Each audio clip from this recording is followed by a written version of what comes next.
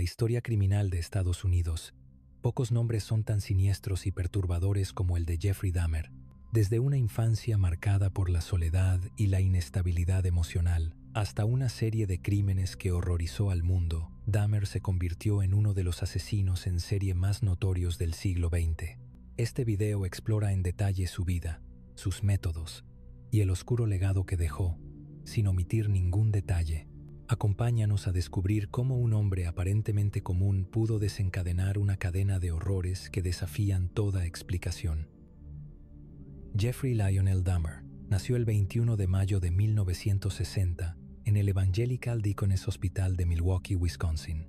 Fue el primer hijo de Lionel Herbert Dahmer, un químico analítico, y Joyce Annette Flint. Desde el embarazo, la vida de Jeffrey estuvo marcada por la inestabilidad.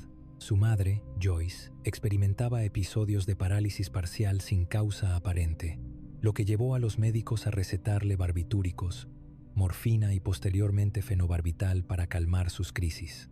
Estos medicamentos podrían haber tenido efectos sobre el feto, aunque no se ha determinado de forma concluyente.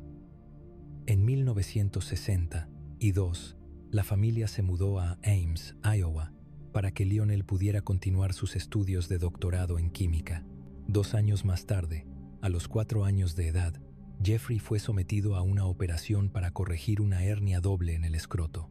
El dolor extremo que sufrió antes y después de la cirugía pudo haber tenido un impacto psicológico profundo, afectando su desarrollo emocional y su percepción de sí mismo. Su padre atribuyó a este evento el inicio del retraimiento que caracterizaría la personalidad de Jeffrey durante toda su vida. En noviembre de 1966, los Dahmer se mudaron a Doylestown, Ohio. Poco tiempo después nació el segundo hijo del matrimonio, David, el 18 de diciembre. La difícil gestación de Joyce se repitió, al igual que sus crisis nerviosas. Una maestra de primer grado notó que Jeffrey parecía sentirse desplazado tras el nacimiento de su hermano menor, un cambio comprensible en un niño que había sido hijo único durante 6 años. Sin embargo, mientras otros niños superan rápidamente esta transición, Jeffrey pareció hundirse aún más en su aislamiento. En 1968, la familia se estableció en Bath, Ohio. Fue durante esta etapa que Lionel Dahmer afirmó que su hijo fue víctima de abuso sexual por parte de un vecino. Jeffrey negó recordar tal evento. Si el abuso ocurrió, podría haber contribuido a la confusión sexual y la hostilidad reprimida que lo acompañarían en la adultez. A finales de 1970, la madre de Jeffrey fue hospitalizada 2 veces por trastornos psiquiátricos. Aunque llevaba años tomando medicamentos para sus nervios, estos resultaban ineficaces. La inestabilidad emocional de Joyce sumó otra capa de desamparo a la vida del joven, que ya mostraba un carácter profundamente introvertido y temeroso de los desconocidos. Durante sus años escolares, comenzó a destacarse no por su rendimiento académico, sino por sus bromas extrañas y su comportamiento errático. Realizaba ruidos animales, fingía convulsiones y hacía imitaciones burlescas. Estas acciones, aunque vistas como bromas por algunos compañeros, anticipaban una mente fragmentada en conflicto con la realidad. A medida que avanzaba en la adolescencia, Dahmer se hundía en una rutina de aislamiento y alcoholismo. Comenzó a beber intensamente siendo apenas un adolescente, y ya para la secundaria era conocido por presentarse a clases con vasos llenos de licor. En Revere High School, donde estudió, era visto como un paria, aunque algunos compañeros lo consideraban una figura de culto por sus imitaciones y su comportamiento excéntrico. Jeffrey no mostraba interés en socializar ni en participar en actividades extracurriculares. En cambio, comenzó a desarrollar un mórbido interés por la muerte y la disección de animales. Dahmer recolectaba animales muertos, principalmente atropellados, que encontraba mientras recorría su vecindario en bicicleta. Los llevaba a casa o al bosque para diseccionarlos y estudiar sus cuerpos. También mantenía un pequeño cementerio de mascotas en el patio trasero, y se decía que llegó a empalar la cabeza de un perro en una estaca. Este tipo de comportamiento, conocido como parte de la tríada homicida, es una señal de alerta temprana en muchos asesinos en serie. El 4 de junio de 1978, Jeffrey Dahmer se graduó de la escuela secundaria. En ese momento, ya vivía solo. Sus padres habían atravesado un divorcio sumamente conflictivo, y cada uno se había marchado del hogar. Como Jeffrey ya tenía 18 años, la ley no permitía que ningún padre tomara la custodia legal de él, por lo que quedó completamente desatendido. Esta situación de abandono emocional y físico lo empujó aún más hacia la oscuridad. El 18 de junio de 1978, apenas 2 semanas después de su graduación, Dahmer cometió su primer asesinato. Mientras conducía por la carretera, recogió a Stephen Mark Hicks, un joven de 19 años que hacía autostop. Conversaron, bebieron cerveza y regresaron a la casa de Jeffrey. Cuando Hicks intentó marcharse, Dahmer, dominado por el pánico ante la idea de ser abandonado, lo golpeó con una barra de pesas y luego lo estranguló con la misma herramienta. En las semanas siguientes, desmembró cuidadosamente el cuerpo, separó la carne de los huesos y trituró los restos óseos, que luego esparció en el patio trasero. El asesinato fue motivado, según confesó más tarde, por el deseo desesperado de evitar que Hicks lo dejara. Tras este crimen, Dahmer se matriculó en la Universidad Estatal de Ohio. Sin embargo, su paso por la institución fue efímero. Abandonó después de un solo semestre, hundido en el alcoholismo y sin asistir a la mayoría de las clases. El 29 de diciembre de 1978, fue reclutado por el Ejército de los Estados Unidos. Recibió entrenamiento como médico de combate y fue asignado a Baumholder, Alemania Occidental. El entorno militar, marcado aún por las secuelas del conflicto de Vietnam, no ayudó a su recuperación. El abuso de drogas y alcohol era común, y Dahmer se convirtió en un bebedor notorio y violento. Durante su servicio en Alemania, Dahmer dejó de destacar como bromista o excéntrico y pasó a ser conocido simplemente como un soldado alcohólico y problemático.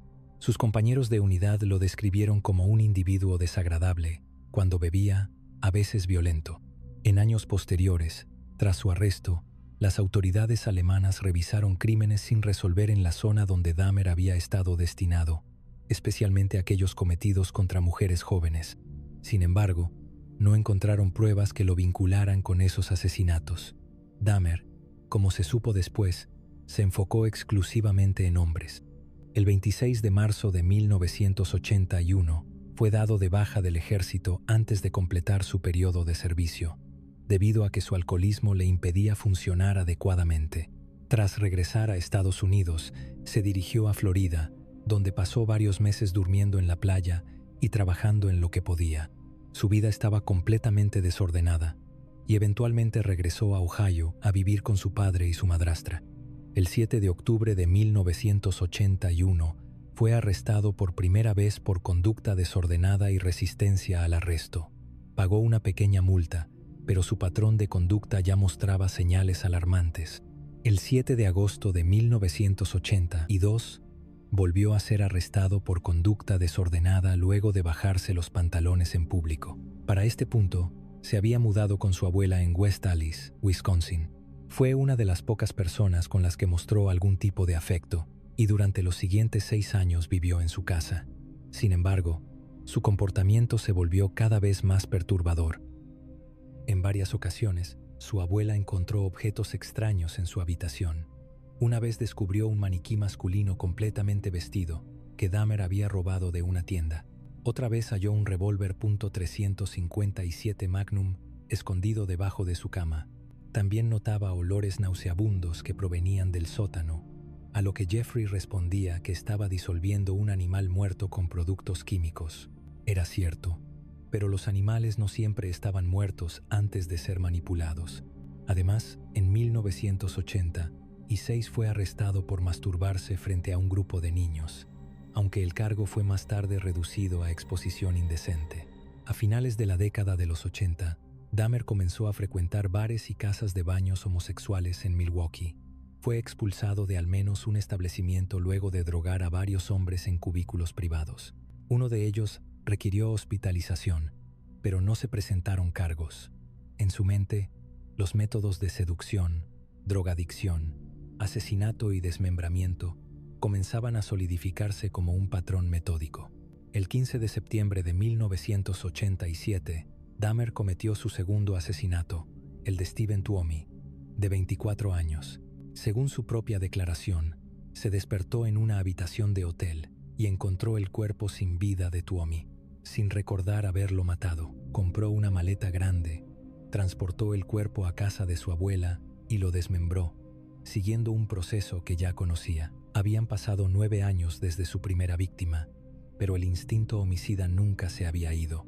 Simplemente había evolucionado en las sombras, esperando una nueva oportunidad. En enero de 1988, Dahmer contactó a James Dockstader, un adolescente de 14 años, a quien convenció para acompañarlo a la casa de su abuela. Una vez allí, Dahmer cometió un crimen y posteriormente se deshizo del cuerpo utilizando sustancias químicas para eliminar evidencias. En marzo de 1988, Dahmer contactó a Richard Guerrero, un hombre de 25 años, y lo llevó a la casa de su abuela con la promesa de tomar fotografías. Allí cometió un crimen similar al anterior y luego utilizó métodos para eliminar los restos. El olor proveniente del sótano comenzó a preocupar a la familia debido a la descomposición. En septiembre de 1988, tras mudarse a su propio apartamento, Dahmer fue arrestado por un incidente relacionado con un menor que pudo escapar y contactar a la policía. Fue condenado a libertad condicional y a cumplir tiempo en un centro de rehabilitación, aunque salió antes de completar la sentencia. Durante ese año, cometió otro asesinato, el de Anthony Sears, un hombre de 24 años. Fue una víctima especial para Jeffrey Dahmer, quien mostró un afecto raro hacia él. Se conocieron en un bar y Anthony fue quien inició el contacto. Jeffrey drogó y estranguló a Anthony, pero guardó partes de su cuerpo, arriesgándose a ser descubierto. En entrevistas, Dahmer admitió que lo amaba, pero sentía que no sabía cómo amar, reflejando su baja autoestima y la dificultad para conectar emocionalmente. Aunque pudo haber intentado una relación, sus problemas internos se lo impedían. Durante 1990, Dahmer incrementó la frecuencia de sus crímenes. En mayo, mató a Ricky Biggs, un hombre al que conoció en un club y a quien convenció de acompañarlo.